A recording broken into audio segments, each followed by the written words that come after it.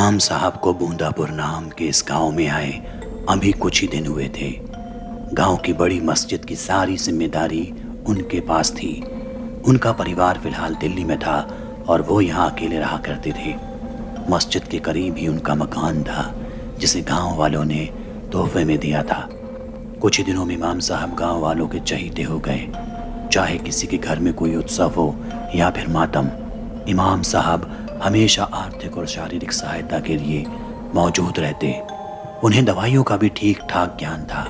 ایسے میں جب بھی کوئی بیمار ہوتا تو وہ سب سے پہلے انہیں یاد کرتا۔ صبح کی نماز کے وقت وہ ہمیشہ لوگوں سے ملتے اور ان کی خیریت پوچھا کرتے۔ سب کچھ ٹھیک چل رہا تھا، مگر ابھی کچھ مہینوں کا وقت ہی بیتا تھا کہ اچانک ایسی گھٹنا ہوئی جس نے پورے گاؤں والوں کو خوف میں قید کر دیا۔ ایک سرد رات قریب 1:30 بجے اچانک امام صاحب کے دروازے پر کسی نے دستک دی۔ کون ہے؟ کون ہے؟ امام صاحب نے کمرے سے چلایا مگر کوئی آواز نہیں آئی، لیکن دستک پھر سے ہوئی۔ اس بار انہوں نے پھر زور سے آواز لگائی پر لوٹ کر صرف سناٹا آیا۔ امام صاحب نے من میں سوچا کہ اس بار اگر دستک ہوئی تو باہر جا کر ہی دیکھوں گا، اور بالکل اسی وقت دستک ہوئی۔ وہ اٹھے اور فوراً باہر کی طرف نکل پڑے۔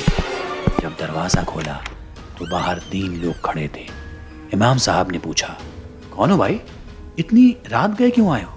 جواب میں آیا، صاحب ہم یہاں پاس ہی کے گاؤں میں رہتے ہیں، بچے کی شادی ہے۔ جن امام کو نکاح پڑھانے کے لیے بلایا تھا وہ کسی وجہ سے نہیں آ پائے، اگر آپ چل کر پڑھ دیں تو مہربانی ہوگی۔ اتنی رات اس بلاوے نے امام صاحب کو بھی حیرت میں ڈال دیا، لیکن ان لوگوں کی آواز میں مجبوری چلک رہی تھی، سو وہ ان کے ساتھ چلنے کو راضی ہو گئے۔ امام صاحب نے اپنی کتابیں اٹھائیں، کرتا پہنا اور پھر ان کے ساتھ چل پڑے۔ دھیرے دھیرے راستے پر آگے بڑھتے ہوئے انہیں محسوس ہوا کہ وہ گاؤں سے کافی دور نکل آئے ہیں، اتنا دور کہ اب تو راستہ بھی انجان معلوم ہوتا ہے۔ امام صاحب نے بس یوں ہی بات شروع کرنے کے لیے پوچھ لیا، کیا نام ہے آپ کے گاؤں کا؟ مگر اس کا ان لوگوں نے کوئی جواب نہ دیا۔ امام صاحب نے پھر سوال کیا، ارے آخر کہاں جا رہے ہیں ہم؟ لیکن سناٹا بھی قائم تھا۔ امام صاحب نے ان کو ایک نظر گور کر دیکھا۔ چاند کی روشنی میں سفید چمکتا کرتا اور گلے میں بجتا تعویذ، مگر اب تک امام صاحب صاف طرح سے ان کا چہرہ نہیں دیکھ پائے تھے۔ کچھ قدموں کی اور دوری اور پھر کھیت میں لگا شادی کا عالیشان ٹینٹ نظر آیا۔ امام صاحب نے راحت کی سانس لی، جسے وہ اب تک شاید چور لٹیرے تک سوچ چکے تھے، وہ تو واقعی میں انہیں نکاح پڑھانے کے لیے لائے تھے۔ امام صاحب اندر داخل ہوئے، نکاح پڑھنا شروع کیا اور گاجے باجے کے ساتھ شادی پوری ہو گئی۔ ان لوگوں نے امام صاحب سے کھانا کھا کر جانے کی ضد کی، کیونکہ وہ باہر کا کھانا نہیں کھاتے تھے۔ انہوں نے ان کے اس بلاوے سے انکار کر دیا اور اپنے گھر کی طرف لوٹنے لگے۔ وہی 3 لوگ ان کے ساتھ چل دیے اور انہیں ان کے گھر تک صحیح سلامت پہنچائے۔ وہ اپنے گھر میں جب داخل ہوئے تو ان لوگوں نے امام صاحب کے کرتے کی جیب میں کچھ رکھا، شاید کچھ پیسے، اور ان کا شکریہ ادا کرتے ہوئے لوٹ گئے۔ امام صاحب گھر میں داخل ہوئے اور ان کی نظر دیوار پر ٹنگی گھڑی پر پڑی۔ حیرت کی بات تھی، اب بھی گھڑی میں 1:30 بج رہا تھا۔ وہ تھوڑا گھبرائے، من میں خیال آیا کہ جب یہاں سے نکلا تھا تب بھی یہی سمے ہو رہا تھا۔ اتنا دور گیا، اتنے گھنٹے نکاح پڑھوایا اور پھر اب واپس لوٹا تو بھی یہی وقت ہو رہا ہے۔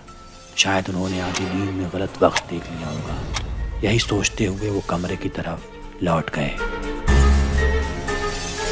اگلی صبح کی نماز کے بعد جب وہ گاؤں والوں سے بات کر رہے تھے تو انہوں نے بیتی رات کے پورے واقعے کو بتایا۔ ان کی بات سن کر سب حیرت میں تھے۔ انہوں نے بتایا کہ کل رات گاؤں یا آس پاس کے کسی بھی گاؤں میں کوئی شادی نہیں تھی، اور نہ ہی جیسا وہ بتا رہے تھے ویسا کوئی راستہ ہے۔ وہاں سے تو ایک ندی گزرتی ہے بس۔ یہ سن کر امام صاحب سمجھ گئے، ہو نہ ہو کل رات انہوں نے کسی ایسی شادی میں نکاح پڑھوایا جو حقیقت اس دنیا سے بھی پرے تھی۔ گھر لوٹ کر جب انہوں نے کل رات کو پہنا کرتا کھنگالا تو اس میں سے سونے کے کئی سکے نکلے۔ گاؤں والوں نے بتایا کہ کل رات امام صاحب کو جنوں کی شادی کا بلاوا تھا اور وہ اسی میں شریک ہوئے تھے۔